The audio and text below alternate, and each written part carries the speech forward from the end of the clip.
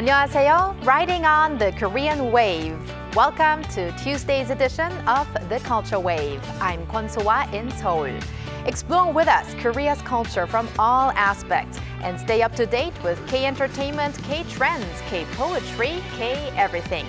And our co-host for today's show is Bella Kim. Hello, Bella. Hi, Soa. And hello to all the viewers of the Culture Wave. I'm your co-host, Bella, back again this week to fill you guys in with the latest K-entertainment stories. So stay tuned until the end.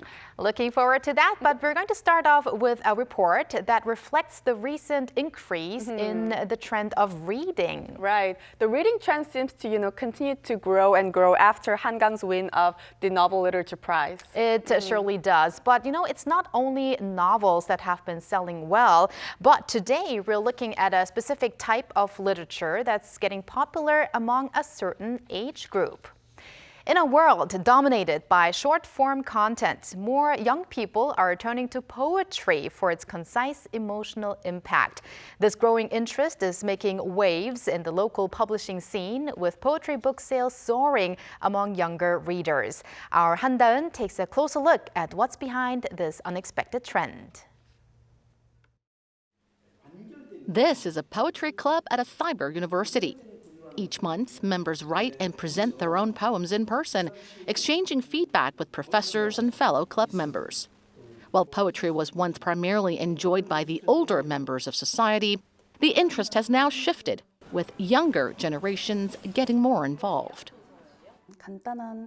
People today often find it challenging to engage with lengthy texts, so there is growing interest in poetry that delivers humor and insight in a concise format. Rising interest in poetry among young people is also having an impact on the local publishing industry.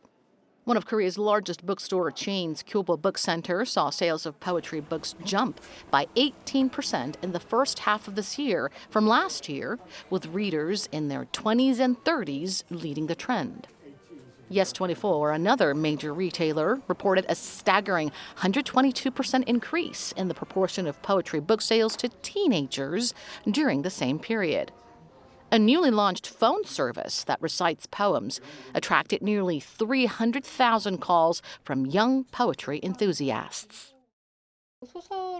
Unlike novels, poetry lets people hear the entire piece without losing any context, which I believe is a key reason behind the phone service's popularity. Experts say that poetry has distinct qualities that appeal to young people accustomed to short-form videos and eager to express themselves in unique ways. I believe young people are especially drawn to poetry because it contains the emotions, imagery, and symbolic expressions that resonate with their preferences, while also providing a way for them to express themselves.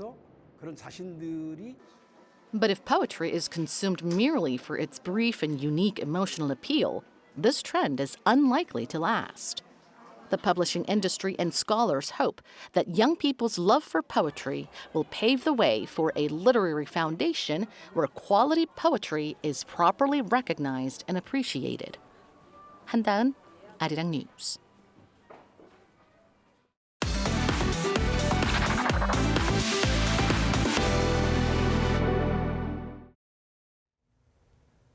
Time for some K-entertainment news with Bella Kim. Bella, we are going to start off with an exciting story about a boy group. Yes, that's right. So it's about a K-pop boy group that went viral right off from their debut song, Plot Twist, at the start of this year. I don't know if you know the song. 첫 만남은 너무 어려워. Yes, that's right. TWS is back with their new release, Last Bell. Last Bell here symbolizes the final bell of the school year, marking the end of one chapter while, evoking the emotions of first love and new beginnings. Last Bell features a total of 3 tracks: Last Festival, Highlight, and Comma. The title track here is Last Festival, which is 마지막 축제 in Korean, and the story of this is a story of preparing, a special performance for a cherished friend. This song is actually inspired by the legendary K-pop boy group 서태지와 아이들, 서태지 and the Boys' 1993 hit of the same title. TWS reinterpreted the track with their own unique perspective and their youthful energy. And if you listen to TWS's song, every song that they have or that they sing always, is full of energy. And I always listen to it when I need those energies. So if you haven't listened to the new song yet, make sure you check it out. I sure will do. Let's see whether the new song is also going to, stick in our heads, just like 첫 만남은 항상 어려워. But we have another 첫 만남 to talk about, a new meeting with a new girl group. So tell us about that group. K-pop girl group 이즈나 under the agency Wake One officially made their debut on Monday. 이즈나 is a group formed through the Mnet's audition program Island 2, and the group name 이즈나 reflects the members' bold confidence to be ready for anything, anytime, anywhere. The groups consist of 7 members in total: 마이, 방지민, 윤지윤, 코코, 유사랑, 최정은, and 정세비. 7 girls in total. Nice. I mean, new K-pop groups are always exciting, but I think especially when they go through those sometimes very tough audition rounds, because that really already shows that their talent has been already proven. But tell us a little bit about their debut album as well. Right. Their debut album, 이즈나, debuted with their mini album NA, which has 5 tracks in total, including the title track 이즈나, which is their group name. The title track 이즈나 is a hip-hop song with an addictive hook and minimalistic beats. A renowned producer Teddy, who worked with many K-pop big names such as Big Bang and Blackpink, participated in this album making. So that has been viral as well. And 이즈나 also made their debut performance at the 2024 MAMA Awards at Kyocera Dome, Osaka in Japan on November 22nd. And they received tremendous love from global fans. So they already have their big fan base. So we're really looking forward to their activities from here on. Now, from K-pop to K-movies or a K-movie, please introduce us to this brand new movie that's coming out. For sure. The film Firefighters, or 소방관 in Korean, held a press conference on Monday. The film is based on a real-life tragedy where 6 firefighters lost their lives in March 2001 when a building owner's son committed arson at a multifamily home in Hongjae-dong, Seoul.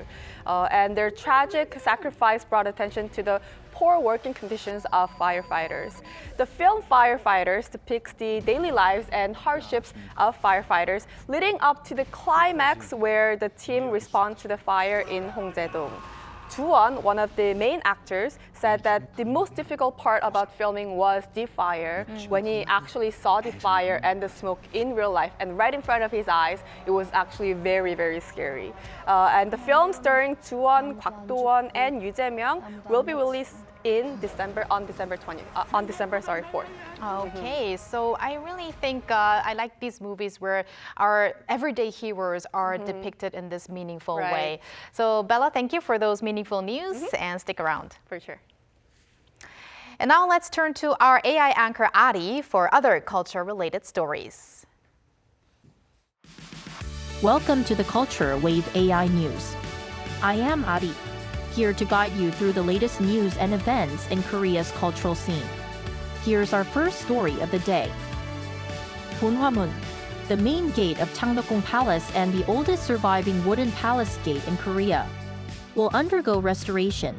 The project, estimated to cost over 10 billion won or roughly $7 million, is scheduled for completion by July 2027.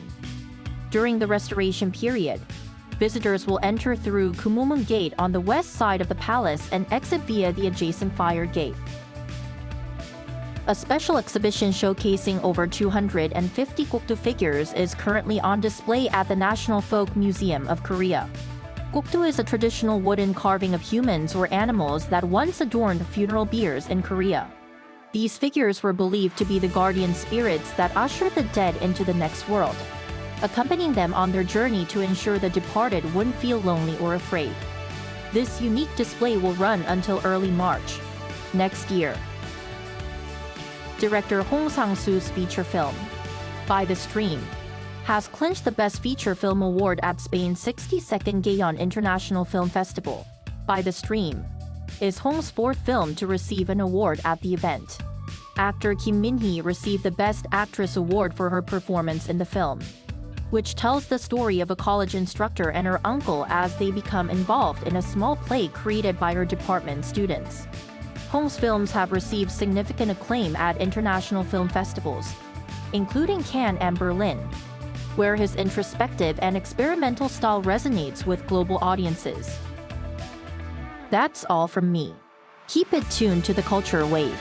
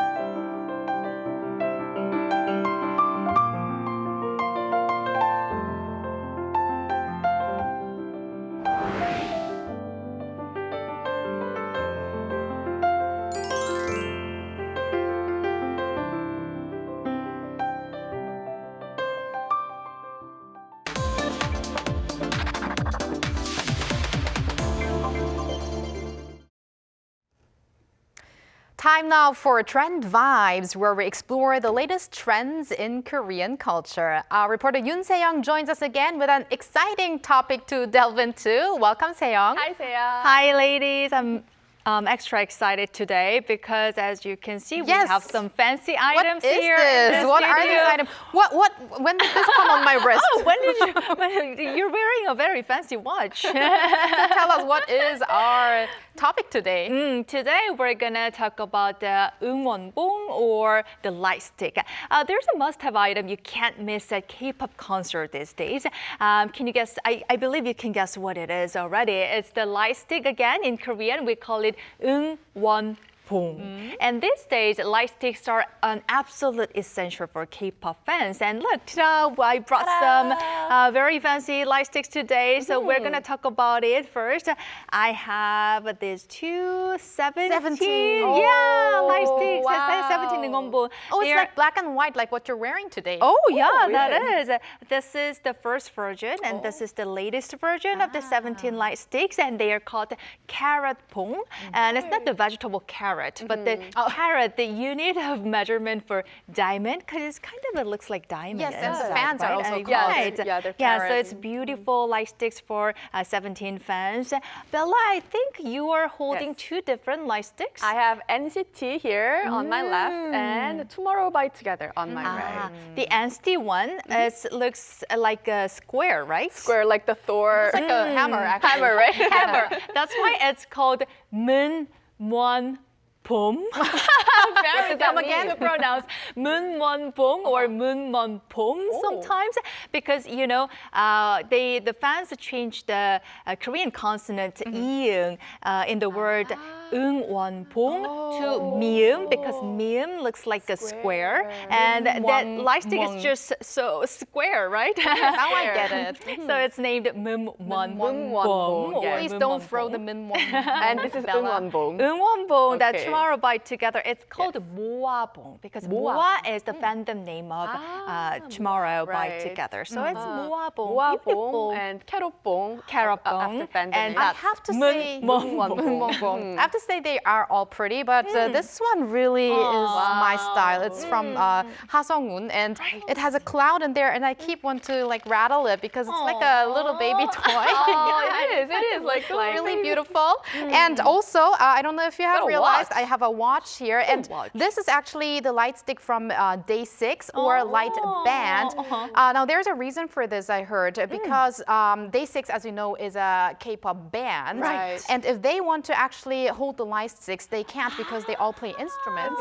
So that's why they have a band. So even the artists themselves wear the 응원봉 that's or what the I heard, watch. actually from a big Day 6 fan. So very very clever. There's also reasons like that for Psy's concerts. I remember going to one of them, and it was a knuckle 응원봉. Because everyone has to Because everyone has to stand up and do the fist bumps and dance around. So they did a knuckle, so they don't. You don't want to do that with a hammer. Exactly, this might fly off. So they had the knuckle 응원봉. And I feel kind of tempted to like take them to my place, but these 응원봉s are actually owned by our the Culture Wave staff. Culture Wave staff, so they're personal items.